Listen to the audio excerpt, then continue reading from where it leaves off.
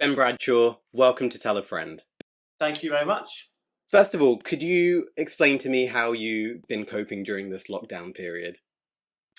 Well, it's been different, that's for sure. I mean, for me, and I think for most members of Parliament, it's been a very busy period because obviously we've had a lot of individuals, a lot of businesses that have been very adversely affected by the COVID crisis and the lockdown ensuing from it. A lot of constituents in Exeter, in dire straits, either because they've lost their jobs or their businesses are under threat. So my office has been very, very busy, but we've all been working pretty effectively flat out from home. I have a lot of friends in Italy, so I was watching very much the progression of the disease there, which was about 3 weeks ahead of us. So I knew what was coming to hit us. And I closed down my parliamentary office a couple of weeks before the lockdown and sent all my staff home and said, look, we're going to be working from home for the foreseeable future. So let's get set up now. And actually, it's been doable, what with Zoom and virtual parliamentary sessions, and even dragging Parliament into the 21st century with electronic voting, which has worked like a dream. Sadly, the government, in its wisdom, is now scrapping that, and we're all having to go back next week in person to vote.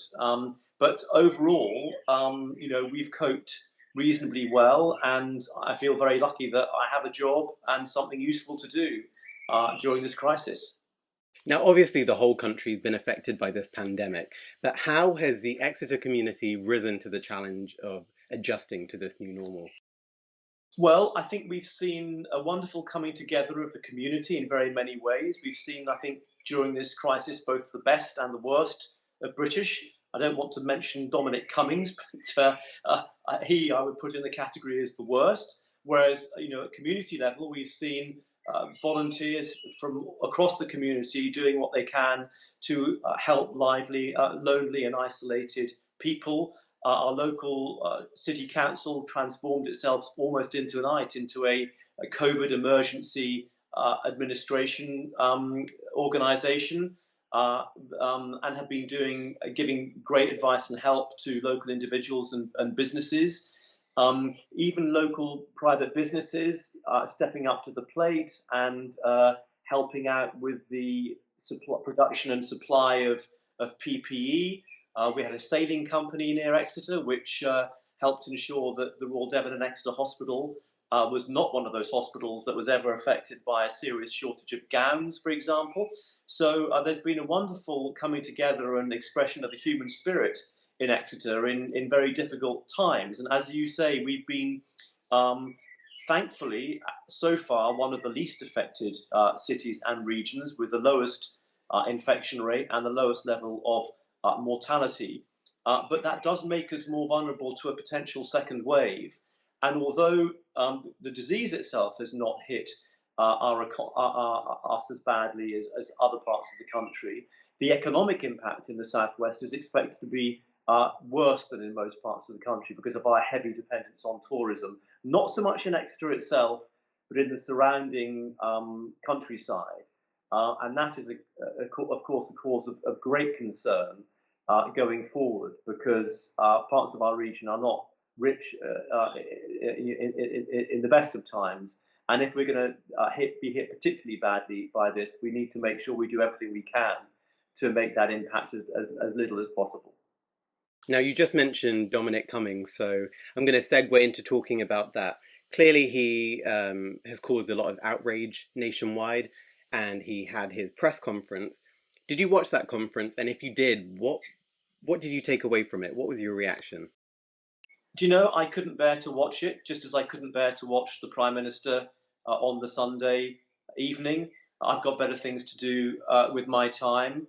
Look, I have never had the volume of emails and letters from constituents that I've had over this incident. People are absolutely incandescent that they have been making untold sacrifices over 2.5 months now. They have not been moving around. They have not been visiting dying relatives. They have not been organising childcare, which involves driving half the way around the country. They've been doing what the government told them to do, which is stick to the rules and stay at home to protect the NHS and save lives. I think Keir Starmer was absolutely right to say that if he was Prime Minister, he would have sacked Dominic Cummings. I think it's a disgrace that Boris Johnson hasn't. And I think it's a sign of his weakness that he hasn't. He's clearly completely dependent on this unelected advisor. And it's damaging not only his credibility and that of Mr. Cummings, of course, but it's also damaging the public trust in the government and the public health message, which is absolutely essential in dealing with the pandemic and making sure that as we come out of lockdown, people know what the rules are, they stick to them, everybody sticks to them, and that we can come out in a safe and managed way. And I think this is clearly an unprecedented situation we find ourselves in. And I think we can agree that any government would have been faced with a plethora of challenges in dealing with it. But what is your overall assessment of the government's handling of this pandemic?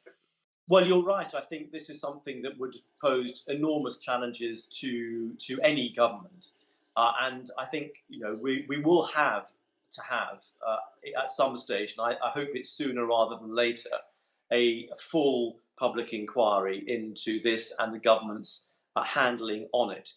But I have two main concerns. The first is that we weren't very well prepared. After 10 years of austerity, our NHS and social care system did not have any resilience left. If you look at the contrast in how we have managed this crisis compared with, say, Germany or Austria or many of the other continental European countries that have had a far lower infection rate and far lower mortality rate than we have. Ours is now the worst in Europe, however you measure it, and possibly, when it comes to excess deaths, even the worst in the world. So something clearly has gone wrong. And then all the way through this crisis, it seems to me that the government has been too slow. I think we were too slow to lock down, as we saw in the very in-depth investigation by the Sunday Times last weekend.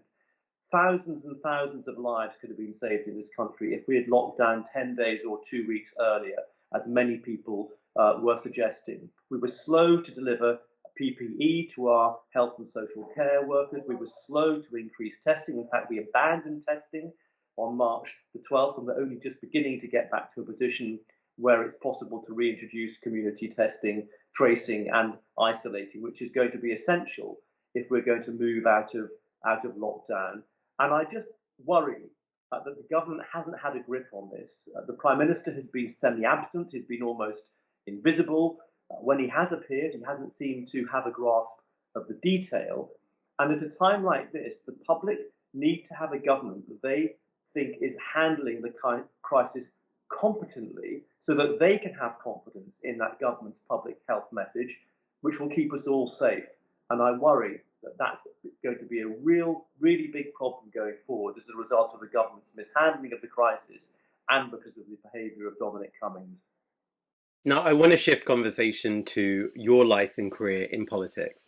So let's start from right at the beginning. Could you take me back to a young Ben Bradshaw growing up, and what was your upbringing like, and who did you look for inspiration?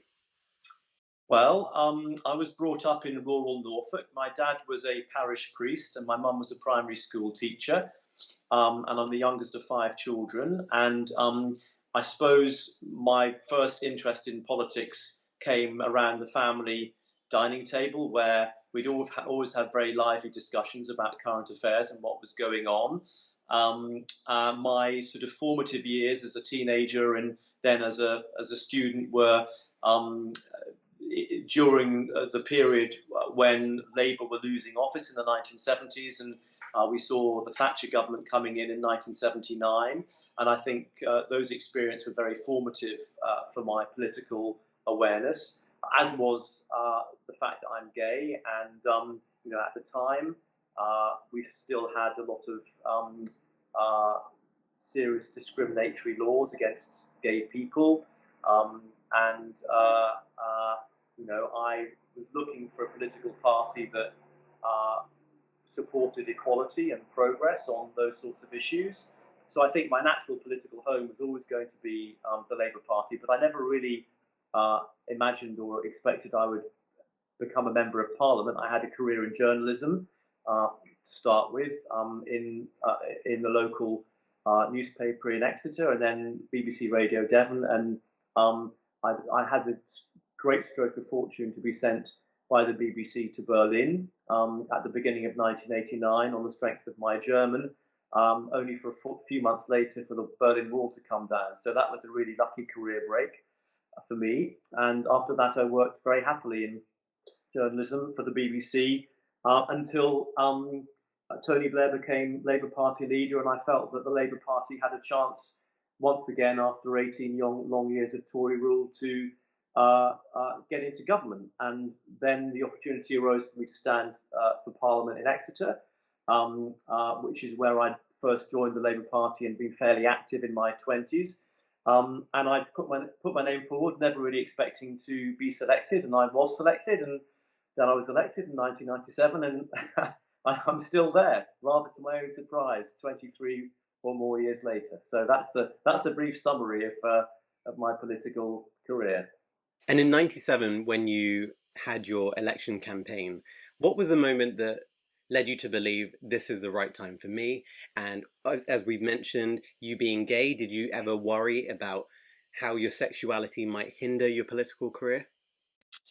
Well, it was a very different world back then. I mean, it's extraordinary to think, but my Conservative opponent in 1997 ran a deeply homophobic campaign.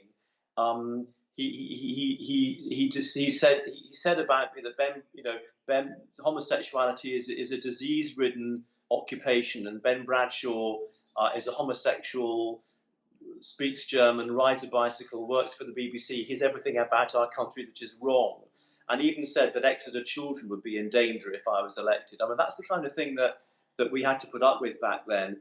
But I had much more confidence in the common sense and decency of the British people and of the people of Exeter. And I felt that the sort of days of prejudice were on the wane. And that's what gave me confidence to stand. Also the fact that I had a very supportive family and husband, then partner. It actually made me more motivated to try to win a seat in Parliament, because no one had ever been selected and won a parliamentary seat being openly gay.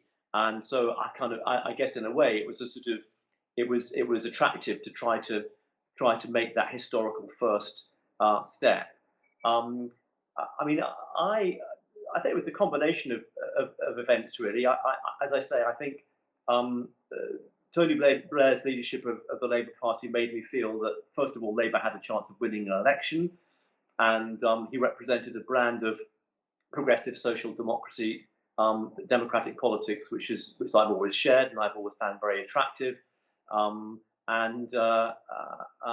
It also coincided with the stage in my career where I thought, well, if I don't at least have a go at doing this, I'll never know what it was like. And an affinity with Exeter and the city, and wanting to do my best for the city. I was doubtful that I would be selected, because I thought there might be some people in the local Labour Party who might be a bit nervous about selecting an openly gay candidate. But I think it appealed in a way to their sense of radicalism and doing something first and new. And I also suspected that my Tory opponent's tactics would dramatically backfire, as indeed they did. And the campaign he ran was I think very damaging to him. And I think that was illustrated in the fact that I got the biggest swing to Labour in the southwest of England. So no regrets. I mean, I was obviously concerned about the impact it would have on my family and my then partner, but he was up for it and they were all up for it. So we did it, and it's been a fantastic privilege and experience. And as you mentioned, you defied all odds and you got a majority of 11,705. And when you heard that result announced, what was going through your mind? Well, I was absolutely elated. I was really overjoyed. I mean, sadly, I lost my parents quite young, so they weren't around to see that moment. But my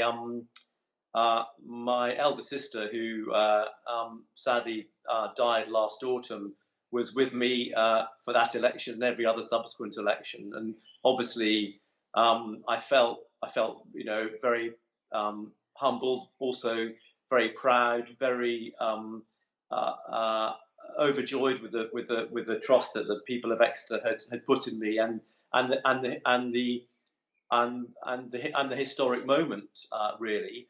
I mean, I often thought to myself when I covered the fall of the Berlin Wall, I was still in my late 20s, thinking, well, what am I going to do to beat that for the rest of my life? But actually, that election in 1997 topped that for me personally, and I'll still remember it as the most amazing moment of my life.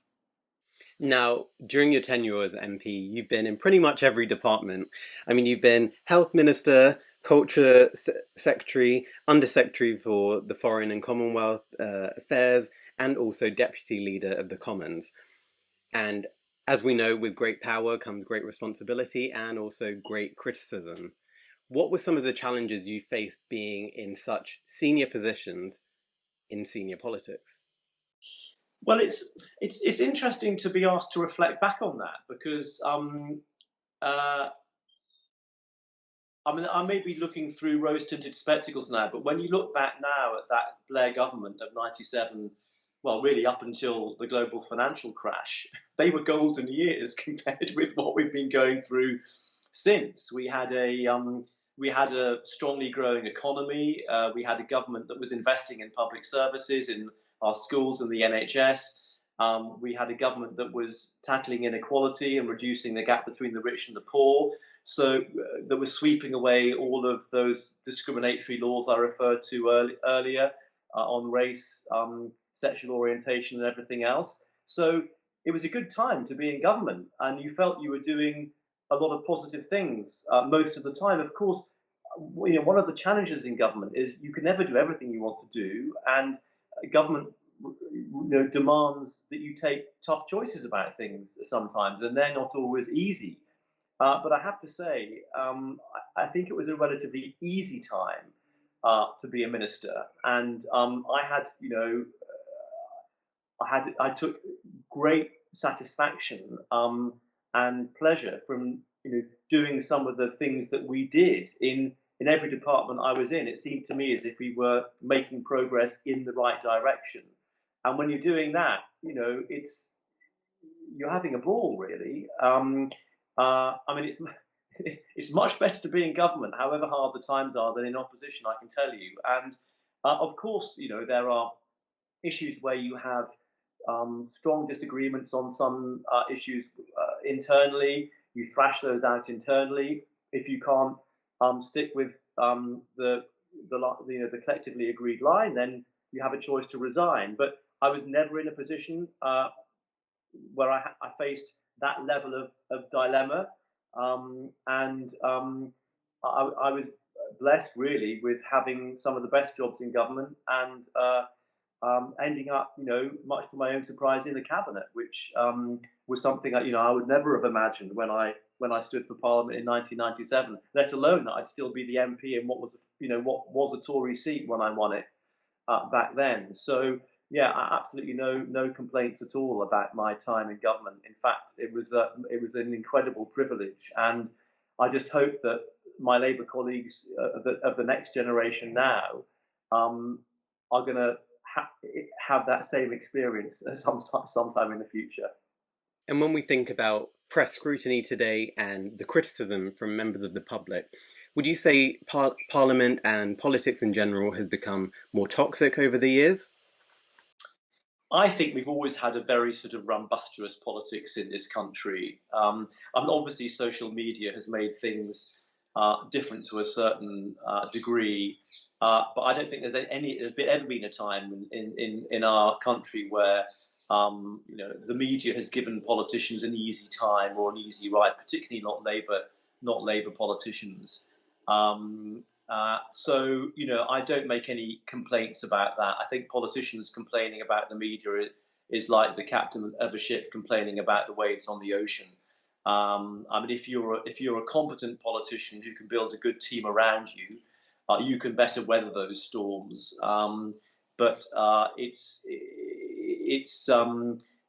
I think there's been a certain coarsening of the political discourse in the context of Brexit. I think some of the polarisation that we've seen as a result of the Brexit referendum and the decision to leave the European Union have been damaging. I certainly think the behaviour of the current government and its disregard for um, basic tenets of decent behaviour and political convention are doing a lot of damage. But this country's been through these kind of bad times before, and I'm sure we'll come out of them again. And we will restore a sense of decency and commitment and hard work and public service to politics and public life. But you have to fight for it. These things don't just happen by themselves. You have to get involved. You have to get stuck in. It's no good just standing back and saying, "Well, I hope things get better." It's up to us. It's a bit like I'd love the world to be a better place after COVID. It might be. It might not. That's up to us. It's up to each of us as an individual to do what we can to make sure that happens. Now, you speak fondly about your years under the Blair administration, but moving on to the more recent Corbyn years, you were critical of him during the 2016 referendum. Now that he's moved on as leader of the Labour Party, what legacy do you think the Corbyn years had on the Labour Party and the British left in general? Oh, I think it's probably a bit too soon to make a definitive judgment on that. But I think the early signs are that the legacy is actually not as much as a lot of people thought it would be.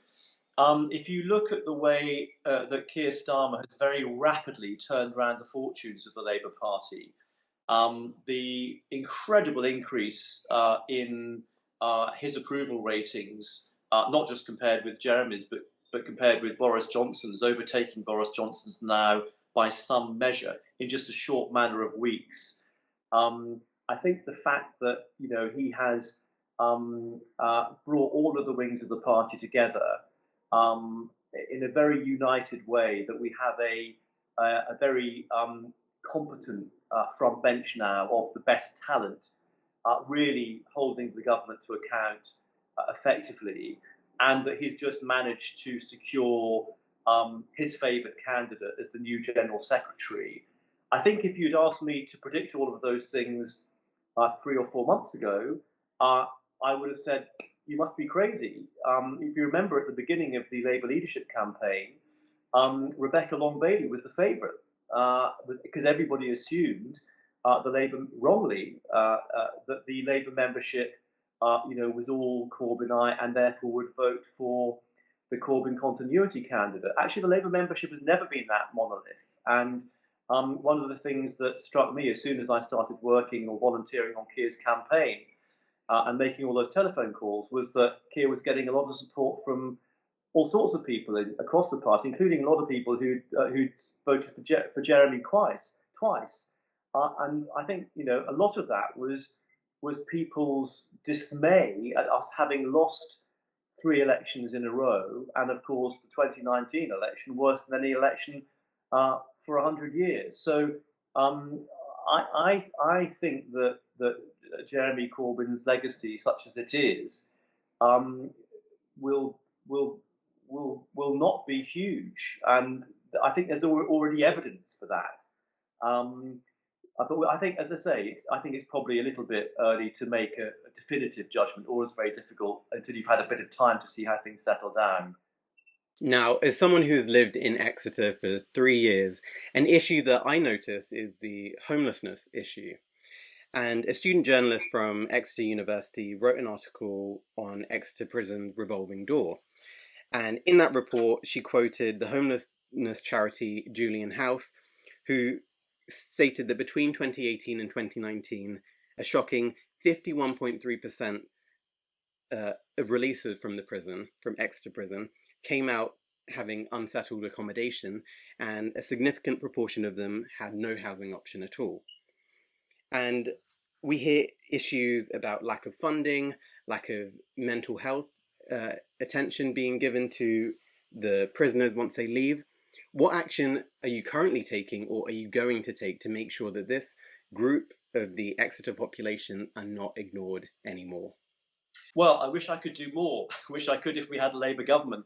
I mean, that's been part of the problem, hasn't it? Because if you look at what happened to homelessness and rough sleeping under that Labour government from 1997 to 2010, when we were elected in 97, we had a similarly appalling homelessness and rough sleeping problem that we inherited. And within the space of 13 years of that Labour government, it was almost eradicated. And I'm afraid in the last 10 years, we've gone all the way back to now a situation which is even worse than the one we had before. But isn't it interesting that during the COVID crisis, the government has shown actually that we can house the homeless. The government has shown that it can take proper action to provide accommodation for homeless people. And local authorities, particularly like Labour ones in Exeter, do what they can with hugely reduced funds, a complete lack of alcohol and drug treatment programs, with our supported housing program, which used to help vulnerable people like people coming out of jail or from the armed forces, or people with mental health or drug or alcohol issues, help them live independently as a kind of stepping stone to living completely independently. All of those programs were cut by the Tory government because of austerity in 2010. So it is a national scandal that we have allowed homelessness to become as serious again as we have. And I hope that one of the good things that might come out of the COVID crisis is that we've shown it can be done where there's a political will and where there are the resources. And I'm sure you will find not only Julian House at local level, which does a fantastic job, our city council and everyone else very, very willing and eager to work with a government that is committed to eradicating homelessness. But that's what we need. And we need the policies and we need the funding in place to allow that to happen. Now, you speak there about the government having brought in all of these, I guess you could say, socialist measures to make sure that people are looked after during this crisis. And we've seen the government spending en masse during this time. Do you think after we return to something that resembles normal, the government will be able to take all of that back? Well, I think it's possible. They might try. I think it would be politically very difficult for them to do so, though, because I think one of the things that we haven't yet quite faced up to when we're in the middle of the pandemic itself is the short, medium, and long-term economic impacts of all of this. I mean, even in somewhere like Exeter, which, relatively speaking, is predicted to be less badly hit economically by COVID because we have a fairly resilient and diverse economy and because we have a strong and good university, the projections are we could lose 18,000 jobs. And of course, at the moment, that's not really happening because of the furloughing scheme and so forth. But once that support is withdrawn over the weeks and months to come, as the pandemic, as we hope it will, is declined, then we're going to have to make some really difficult economic choices around taxation and spending. And it'll be interesting to see what the government decides to do. I mean, obviously, Labour and I will be pushing on the government to make sure that we support the economy, that we support people in work, that we support jobs, that we invest. But I don't think that's a given. We don't have a majority. The government does have a majority, a very big one, because of our failure to win the election in December. And as this government has shown with its behaviour in other areas, if it wants to do something, it can. It can do almost exactly what it likes. So we have to make sure that we're a strong and competent and forceful opposition, that we scrutinise the government and we speak out for our communities and for our society. But I think, as I said earlier, I don't think there's any given that the world that emerges from COVID will be the better one that I think a lot of us hope it will be, more equal, with care workers and other essential workers who are some of the lowest paid people in our country properly valued and properly rewarded for what they do.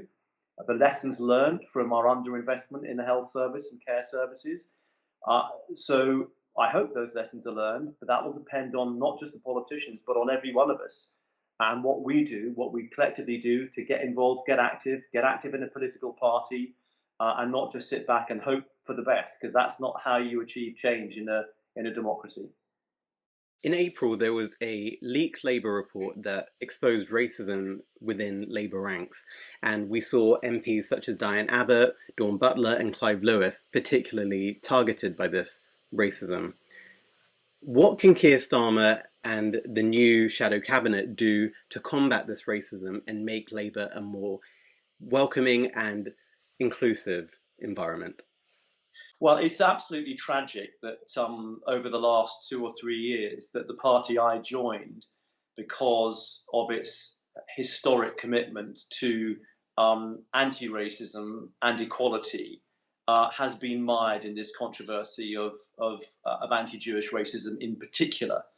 Any racism is, of course, completely unacceptable, particularly in the Labour Party, which has been committed throughout its whole history to fighting injustice and inequality. I'm really pleased by what Keir has said about this since becoming leader, the fact that he is engaged with the Jewish community, that he has set up this independent investigation into the report that was leaked by some people in the party a couple of months ago. I'm happy to let that investigation take its course, and I await the outcome of the Human Rights and Equalities Commission investigation into the Labour Party in due course. And I'm absolutely confident that when that report comes out, that Keir will act on its recommendations, including taking action against people if that is deemed to be necessary. I have no doubt in his commitment to tackling this scourge in our party. And if we don't do so, I'm afraid that will damage our chances of winning the next election, because there's no doubt in my mind, having knocked on 30,000 doors during the election campaign running up to December, that our failure to tackle anti-Semitism was a significant concern for a number of voters and across the country, and damaged our reputation. And if you weren't already in the Labour Party and you were looking from the outside in, with the anti-Semitism scandals they've had, with the racism scandals they've had, with the leadership quarrels, is the Labour Party a party you would join today? Definitely. I mean, I have always said, even in our darkest moments in the last 2 or 3 years, that people should join the Labour Party because we live in a parliamentary democracy. Our system is built on political parties, and you don't change anything except by working with that system. If you want to change the Labour Party for the better, you join it.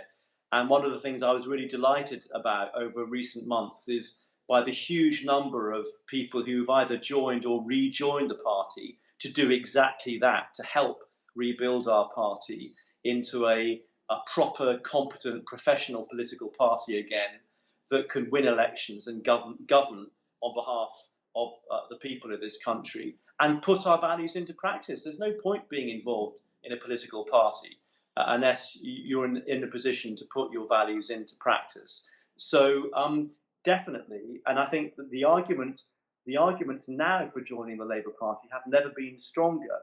We have a fantastic, attractive new leader who I think the public are beginning to see would make a very good Prime Minister. We have a real chance of winning the next election. We have an absolutely abysmal government that has not just managed the COVID crisis appallingly, but has shown through its behaviour that it's not fit to be in office.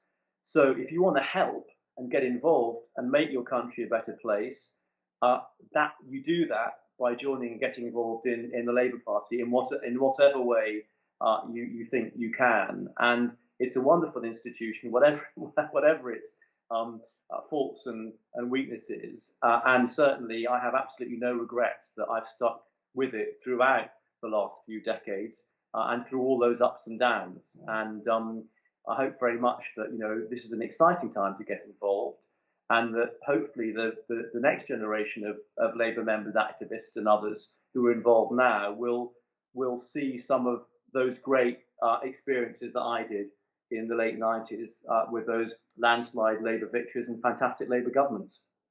Now, I wanted to conclude with a quick fire round, and I ask you to fill the sentence. The greatest misconception about me is...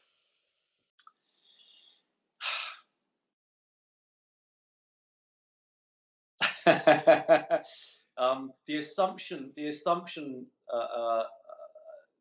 greatest misconception about me is the assumption of what my politics are. I fear most... I fear most. Currently, what I fear most is us crashing out of the European Union at the end of this year without a deal. My biggest regret is...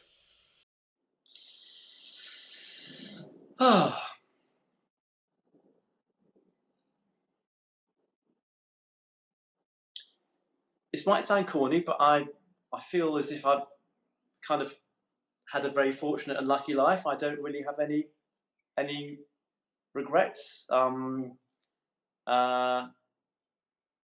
I feel as if I've been completely blessed, really. And it's almost embarrassing to say that, but that's the truth. I am most proud of... I think, apart from all the stuff that we did in government and what we did in Exeter when we had Labour government and all the new schools which have transformed the quality of education in Exeter, I think in terms of my own party locally is building such a strong local Labour tradition in Exeter, in what used to be a Tory city, and the role I played in that, because that's a legacy which I hope will survive long after I've retired. Ben Bradshaw, thank you for joining me on Tell a Friend. Thank you very much for having me. It's been a pleasure.